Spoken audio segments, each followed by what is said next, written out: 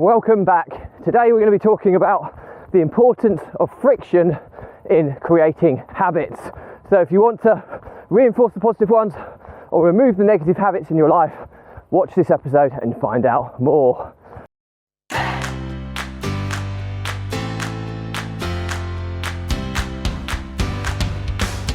So today is Motivation Monday, where we're going to talk about all things productivity and motivation based, and the topic we're going to discuss today is about friction and the importance of it in creating positive and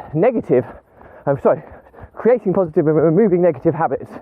Okay, this is all part of the Runpreneur vlog, which is part of the Runpreneur challenge, which is our mission to raise £1 million for children's charities by run vlogging on consecutive days the distance of one lap around the world.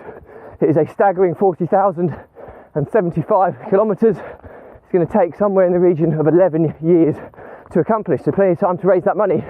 I'm going to commit to running whilst vlogging a minimum of 5 kilometres every day. I'm going to even do it barefoot style.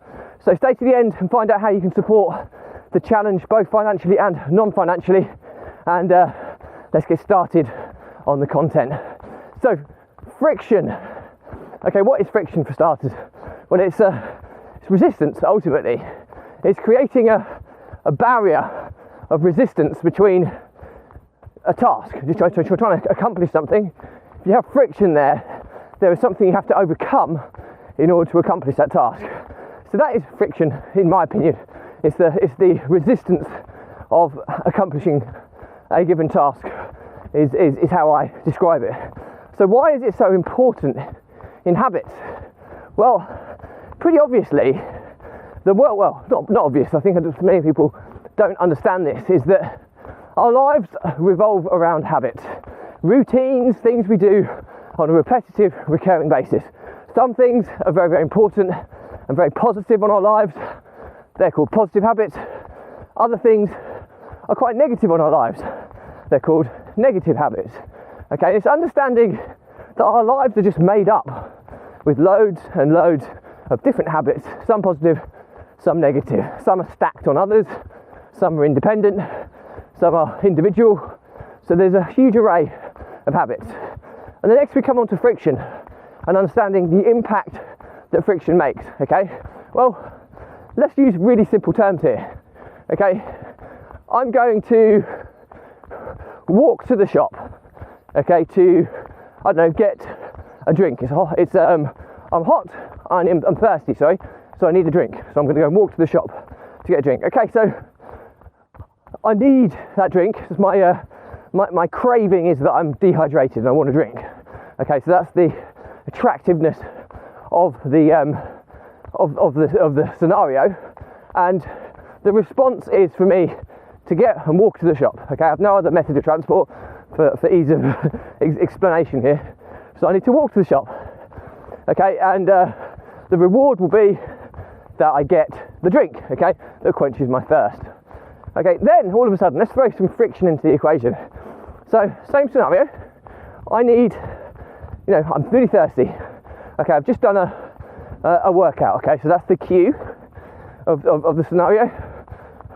I'm dehydrated, I need a drink to quench my thirst. That's the attractiveness of the craving of this scenario. Okay, so the response will be that I need to walk to the shop, and the reward will be that I'll purchase the drink and it will quench my thirst. Okay, but we're going to add friction to it now. Okay, so all of a sudden it's raining outside quite heavily. So the same scenario. Okay, I've just done a workout.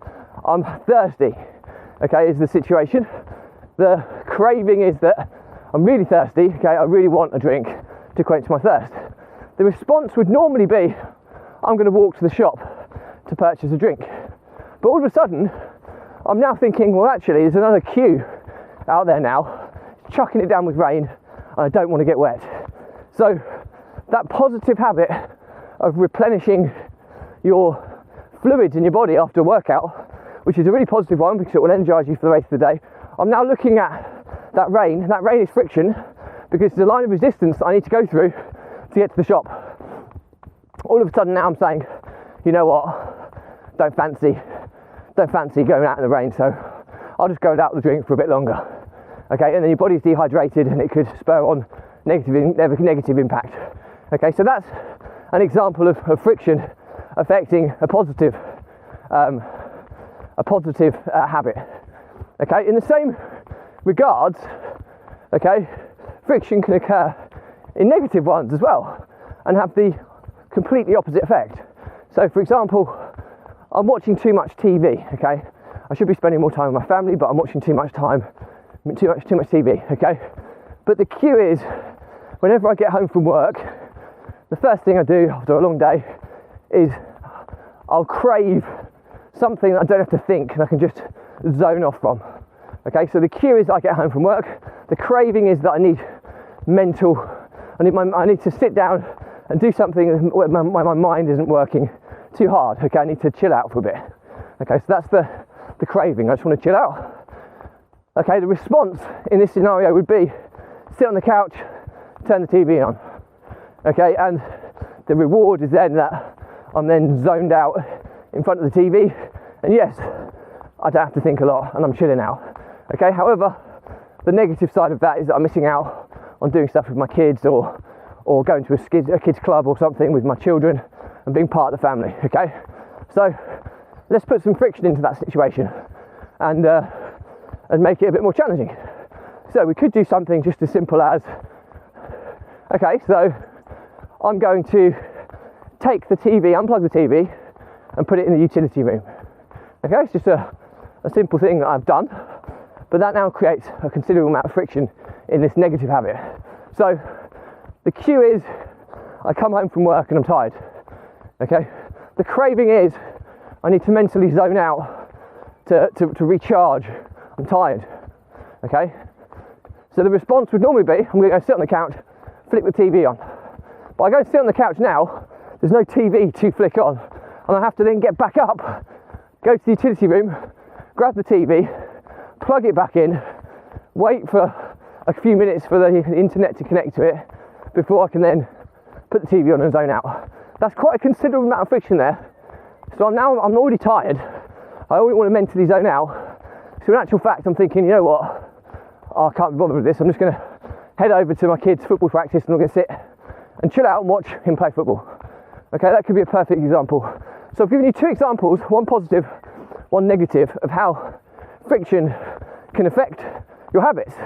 Okay, it's just this resistance barrier.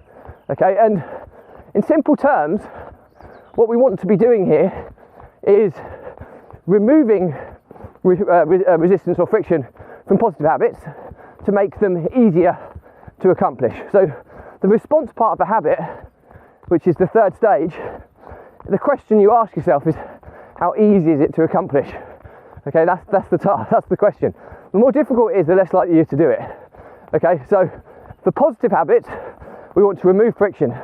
So it could be that, you know, I run every morning. Okay, I have a morning habit, a morning routine before I get out and run. Okay, so it could be that I lay my clothes out the night before. Okay, it just means that during the process of getting ready to go out for a run, I don't have that resistance of having to hunt through different drawers to find what I'm wearing to go out for my run. If I do it before I go to bed as part of my wind down routine, then it's ready for me in the morning and it's less resistance I have to overcome to get out to do my run, which ultimately is going to supercharge the productivity in my day. Really important. So, negative habit for me, an example of what I'm doing in my life to try and curb this. I have a bit of a binge eating process or habit or addiction when it comes to rubbish food. When I'm sitting in the evening with my wife, we're watching something on TV, quite often I will eat a bit of junk food and I'm trying to cut that right down. So the cue is, we've just got the kids to bed, we always have a couple of hours just chilling together with the TV on, and so we sit down, put the TV on, and then that triggers my need, oh, make a cup of tea and do you want a little snack? Always the same, okay? And so quite often we'll go and make the tea and we will bring a snack of some kind back. Now, we usually just go to the cupboard, see what's available and take it what looks most tasty. And usually if chocolate is there, or crisps, or something with high sugar or salt related content, it normally overpowers the healthy granola or the nuts or the fruit that would be the alternatives. Okay, so the easy habit here is to remove the sweet and sugary stuff or the salty stuff and hide it, or just put it at the opposite end of the house, so that when it comes to snack time, okay, I could go to the opposite end of the house and try and hunt around and find the snacky food, but I'm in the kitchen, I made the tea, I'm tired, I just want to sit down. I'm much more likely to grab an apple or some nuts or some seeds or some kind that's far healthier to fulfill my hunger pangs in the early evening. Okay, so that's a perfect example of putting resistance in, which is stopping me eating that food that's bad for me. Okay, so hopefully I've given you enough example here on how you can utilize friction in a positive and a negative way. Remove the friction from positive habits. So anything that you have to do, I mean, we all wake, I run every day. It's part of the Runpreneur challenge. And I'm always thinking, sometimes I'm thinking in the mornings, I just don't fancy it today. So if I have anything which takes longer than it needs to do, that's reinforcing my want to not go for a run. Okay, so I need to remove all that. And the one thing I've done, which is a great friction remover, is reinforce the habit. I've reinforced this habit. I'm on day 386 of consecutive running, okay? So, because when you've done it for more than 66 odd days, the habit is reinforced, and you generally don't question it anywhere near as much, and you accept it's part of life, you go and do it. And that's where I am with running now. But I had to overcome all these issues for the first 66 days, where many a time my body was saying, and my mind was saying, oh, just have a day off. But I've now got to the stage where I don't even consider that because I'm such a long streak. So understand the difference of the differences that different options you have for utilising friction, and reinforcing positive habits and making negative ones more difficult. That is the challenge of how you can use friction to the optimum for you. So I hope that's useful. Any questions and stuff, drop me a comment. I'll respond to everyone. If it's a bigger topic, I'll do a separate vlog episode and tag you in. Please do check out the links in my bios where you can find out about my epic challenge of run vlogging on consecutive days, the distance of 1 lap around the world, to raise a staggering £1 million for children's charities. Okay, there's lots of ways you can get involved and help financially and non-financially. So please check the links in the bios, find out more. Your support is most welcome. So that's pretty much it for me today. I'll leave you with, as always, stay positive, stay happy, and I will see you tomorrow.